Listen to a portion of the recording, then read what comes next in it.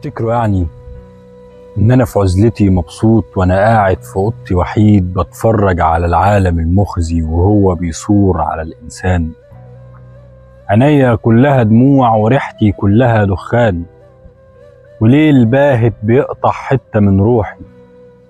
يا ناس بتدوس على جرحي برغم العلم بجروحي، يا ناس بتقتل كل أحلامي برغم العلم بطموحي.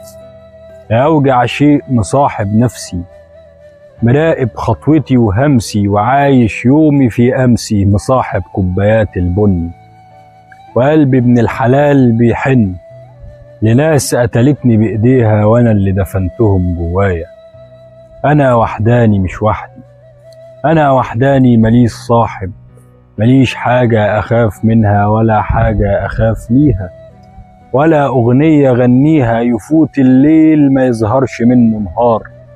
لكن لسه في شيء جوايا يخاف من نار، لذلك لسه وسطيكم بحاكيكم وبحكيكم هنا في الشعر، بواسيكم بكلماتي فتقروها تقول الله بدون نظرة إلى المضمون.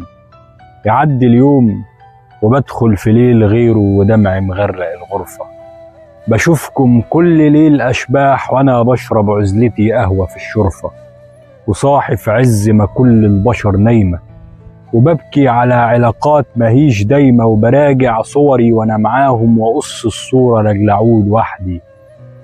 يا واخد من كل ليل سهره، في واحد هنا صاحب يبكي على قدره وقلبه في شق الليل هنا سهران.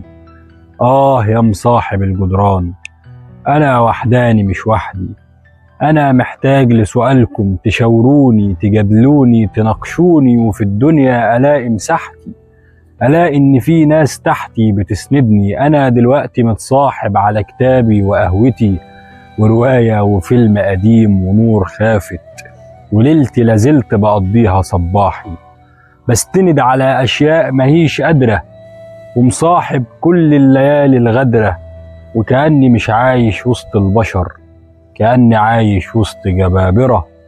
بكرة تصحوا الصبح تلاقوني مشيت منتحر من برج القاهرة.